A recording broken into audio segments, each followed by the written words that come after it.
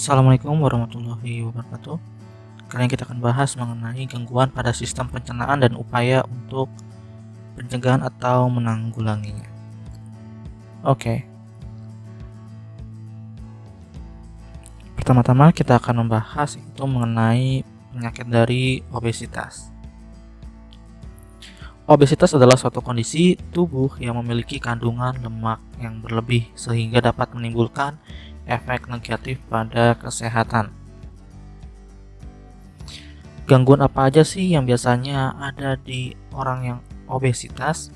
Yang pertama adalah penyakit jantung. Ya, tentu saja lemak yang menumpuk pada tubuh itu akan menekan jantung kalian sehingga kinerja jantung yang seperti biasanya untuk berdetaknya ada ruang, ternyata itu akan terhimpit oleh lemak. Seperti itu. Ini kenapa bahwa obesitas itu akan menyebabkan penyakit jantung juga.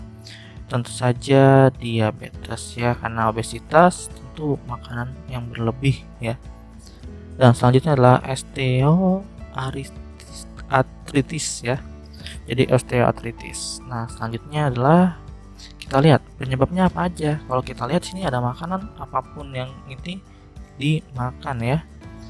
Yang pertama adalah penyebabnya konsumsi makanan yang berlebih. Kurangnya aktivitas tubuh ya. Tentu saja jarang berolahraga, lemak yang ada di tubuh itu tidak dapat terserap dengan baik untuk energi. Selanjutnya adalah pewarisan gen ya. Biasanya kalau orang tuanya obesitas, kemungkinan besar anaknya pun ikut obesitas seperti itu. Itu namanya pewarisan gen ya. Jadi kalian bisa lihat di sekitar kalian apabila orang tuanya obesitas, tentu saja anaknya bisa jadi obesitas. Konsumsi obat tertentu ya, tentu saja ini kalau misalkan ada obat penggemuk dan tentunya tidak terkontrol, maka bisa jadi itu obesitas. Laju metabolisme tubuh yang lambat. Nah, ini ada sebagian kecil mungkin laju metabolisme tubuhnya yang lambat. Jadi makanan yang masuk dalam tubuh itu tidak terserap lebih cepat daripada biasanya pada tubuh manusia yang normal. Kalau kita belajar ya, waktu itu kan di lambung itu butuh waktu 4 sampai 6 hari ya. Jadi itu sangat membutuhkan waktu. Apabila manusia normal aja seperti itu waktunya, apalagi manusia yang lambat metabolismenya. Hanya penyebabnya seperti itu. Selanjutnya adalah pencegahan. Di pencegahannya adalah ya tentu saja ya, rajin-rajinlah kalian berolahraga dan mengatur pola makan, dan juga mengurangi konsumsi makanan yang banyak mengandung energi seperti makanan yang tinggi gula. Jadi walaupun gula itu sebenarnya mengandung energi yang sangat banyak, tapi kalau namanya yang konsumsi apapun yang berlebihan itu akan menyebabkan suatu mudarat ya dan penyakit. Dan banyak mengonsumsi makanan yang mengandung serat. Nah, mengandung serat tinggi ini sangat berfungsi untuk sebagai bahan pencegahan dari obesitas ya. Oke, kita lanjut lagi. Menghitung indeks massa tubuh atau biasa disingkat dengan IMT. Nah, jadi kalau kalian mau mengukur tinggi badan saya seperti sekian gitu ya, dan massa tubuh atau berat badan saya sekian. Nah, kalian bisa menghitungnya seperti ini. IMT sama dengan massa tubuh kilogram ya, satuannya per tinggi dalam satuan meter dengan tinggi tubuh dalam satuan meter. Misalkan kalian mendapatkan hasil akhir adalah 26. 26 berarti berat badannya berlebih gitu ya. Kalau normal itu berada di 24,9 batas atasnya. Seperti itu. Oke, kita lanjut lagi. 2. Karies gigi. Nah, karies gigi ini adalah gigi yang berlubang. Merupakan kerusakan gigi akibat infeksi bakteri yang merusak lapisan gigi sehingga merusak struktur dari gigi. Nah, penyebabnya apa aja? Yang pertama adalah kurangnya menjaga kebersihan mulut. Ya, tentu saja itu penyebab utamanya sebenarnya. Nah, untuk pencegahannya pencegahannya gampang ya, menyikat gigi minimal 2 kali sehari. Membersihkan gigi dengan benang gigi ya, digosokkan pada karang-karang atau sela-sela gigi kalian. Yang ketiga adalah obat kumur atau berkumur dengan larutan garam dan air hangat dapat mengurangi plak pada gigi. Yang keempat adalah pemeriksaan gigi secara teratur dapat mengurangi perkembangan bakteri yang menyebabkan terjadinya penyakit pada mulut dan gigi. Yang kelima adalah mengurangi makanan manis seperti permen dan juga minuman bersoda. Selanjutnya berkumur dengan air setelah banyak makan makanan manis. Jadi setelah makan manis kalian langsung berkumur. Yang terakhir adalah perbanyak minum air putih ya. Ini untuk melarutkan gula-gula yang ada di dalam gigi kalian. Selanjutnya yaitu 3, emah atau gastritis. Nah, kalau kalian lihat gambar ini ada luka pada lambung ya, kayak luka pada kulit manusia warnanya merah seperti itu. Nah, sakit mah merupakan penyakit yang menyebabkan terjadinya peradangan atau iritasi pada lapisan lambung. Ini biasanya sakit ya. Nah, kalau kita lihat penyebabnya apa? Meningkatnya asam lambung, infeksi bakteri Helicobacter pylori, peningkatan asam lambung, stres ya, stres yang berlebih itu bisa menyebabkan lambung kalian jadi sakit. Terus makanan tidak teratur ya. Jadi kalau lambung dipaksakan ya terus menerus ya buat mengelola makanan, kita udah tahu ya bahwa namanya lambung kan memiliki masa untuk menghancurkan makanan. Kalau misalkan dia terus menerus, otomatis si lambung itu tentunya akan bergesekan dan menyebabkan iritasi karena belum ada pemulihan cepat. Selanjutnya adalah mengonsumsi makanan yang terlalu pedas atau asam. Pencegahannya apa? Pencegahannya yaitu makanan teratur, cuci tangan sebelum makan, menghindari makanan yang memicu produksi asam lambung yang berlebih, seperti makanan asam, makanan pedas, dan juga kopi. Yang keempat adalah menghindari stres yang berlebihan. Yang terakhir adalah apabila MA disebabkan adanya infeksi bakteri, dapat diobati dengan mengonsumsi obat antibiotik seperti amoxicillin dan tetracycline. Oke, yang keempat yaitu hepatitis.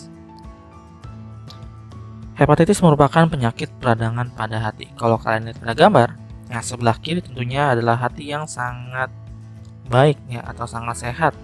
Dan semakin ke kanan, yang terakhir ini adalah penyakit kanker ya. Nah, hepatitis ini adalah yang ini, yang bagian ketiga ya. Oke, kita lanjut lagi nih. Orang yang menderita hepatitis ringan memiliki gejala seperti orang yang terkena flu, yaitu sakit otot dan persendian, demam, diare, dan juga sakit kepala. Hepatitis apabila tidak segera ditangani dapat memicu fibrosis atau kerusakan pada hati seperti ini ya. Lanjut lagi kepada sirosis atau gagal hati kronis. Nah, seperti ini dapat menyebabkan resiko berkembangnya yaitu kanker hati ya. Jadi dari hepatitis kalau nggak ditangani itu jadi sirosis lalu menjadi kanker hati ya. Bisa jadi hepatitis juga udah nyampe sini. Seperti itu. Selanjutnya penyebabnya apa? Dan misalkan kalau kalian lihat hepatitis B itu bentuknya virusnya seperti apa? Nah, ini adalah virus dari hepatitis B. Kalau kita tahu virus corona itu ada mahkotanya. Kalau hepatitis seperti ini ya, seperti ada topinya. Seperti itu. Selanjutnya apa penyebabnya? Yaitu bakteri ya. Bakteri sama virus tentu beda ya. Lalu jamur, protozoa. Penyebabnya alkohol juga bisa. Penggunaan obat secara terus-menerus seperti paracetamol. Jadi paracetamol ini harus dengan ketentuan seorang dokter ya, tentu saja. Nah, kalau kita lihat di gambar di bawah ini ada orang ya, kulitnya kuning. Nah, ini adalah penyebab orang penderita hepatitis. Kalau kalian udah melihat matanya kekuningan seperti ini dinamakan orang yang udah jaundice ya, atau orang yang terkena hepatitis B karena wajahnya sudah pucat ke kuning-kuningan, matanya juga kuning yang putihnya ini ya. Seperti itu. Nah, pencegahannya seperti apa, Pak? Pencegahannya yang pertama adalah bersihkan makanan sebelum dimakan. Yang kedua, hindari minuman dan makanan yang beralkohol. Dan selanjutnya, tentu saja kita beralih ke bagian 5, yaitu diare. Nah, diare tentu saja ya, penyakit pada saluran usus besar yang disebabkan oleh infeksi bakteri dan protozoa seperti Entamoeba coli. Nah, virusnya bentuknya seperti ini ya. Jadi bakterinya ini seperti ini ya, kecil, tapi kita bisa lihat seperti ini kalau menggunakan mikroskop.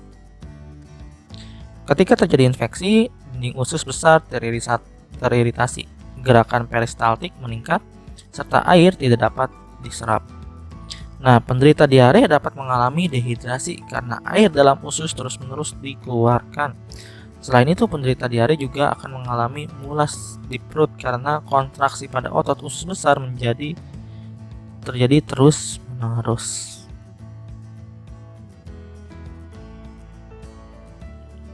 Pencegahannya apa? Menjaga kebersihan makanan yang kamu makan, cucilah tangan sebelum makan, minum air yang dimasak atau air kemasan yang higienis. Jagalah kebersihan diri dan juga lingkungan. Penanganan ketika kamu terkena kanker. Nah, meminum oralit atau larutan gula dan garam. Yang kedua adalah obat diare, biasanya memiliki fungsi utama membantu proses pemadatan feses. Nah, Bapak akan menjelaskan oralit itu adalah gabungan ya, larutan gula dan juga garam. Jadi digabung gitu ya, bukan terpisah-pisah.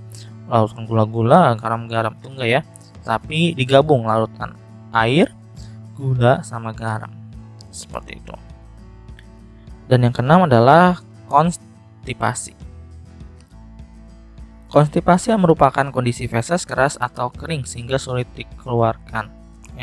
Kalau diare itu airnya berlebih, kalau konstipasi adalah sebaliknya ya, sulit mengeluarkan BAB.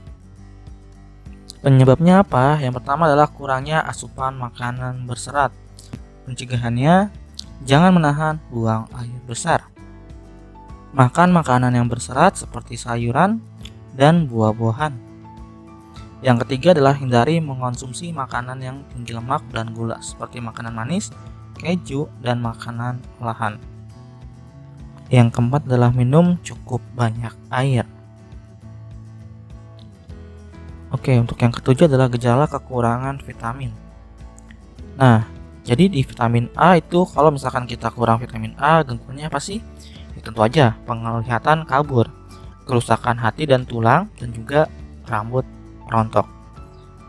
Tentu saja kalau misalkan gangguan, pencegahannya yaitu baliknya ya, yaitu mengkonsumsi vitamin A. Nah, untuk vitamin B, gangguannya apa aja? Yaitu penyakit beri-beri, gangguan saraf, kehilangan berat badan berlebih, dan juga anemia. Untuk vitamin C, yaitu gangguannya skorbut atau degenerasi kulit, gigi, dan pembuluh darah. Yang berarti lambat sekali nih untuk tumbuh gigi, kulit, maupun pembuluh darah. Selanjutnya itu sariawan, lemas, luka yang lambat sembuh, dan gangguan kekebalan tubuh. Untuk vitamin D, gangguannya yaitu riket atau cacat tulang pada anak-anak, pelunakan tulang pada orang dewasa, kerusakan otak dan juga kardiovaskular dan ginjal terakhir. Untuk vitamin E, gangguannya itu degenerasi sistem saraf. Yang vitamin K, gangguannya itu kelainan pengumpulan darah, kerusakan hati, dan juga anemia. Nah, penyakit ini yang terakhir yaitu gejala kekurangan mineral. Apa aja sih?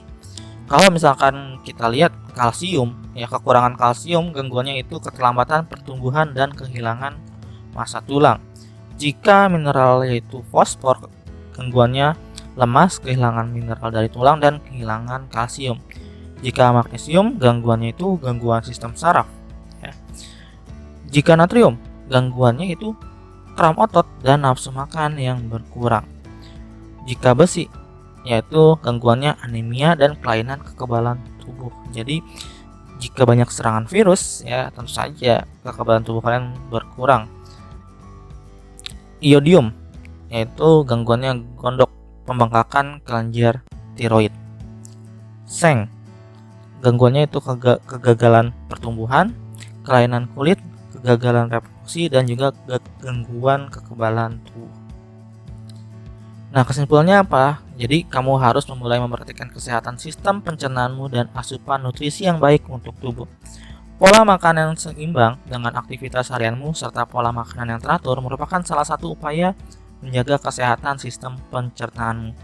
Tentunya masih banyak lagi upaya menjaga kesehatan yang dapat kamu lakukan. Oke, pertemuan saat ini selesai ya. Apabila ada kesalahan, maaf. Wabillahi taufiq wal hidayah. Wassalamualaikum warahmatullahi wabarakatuh.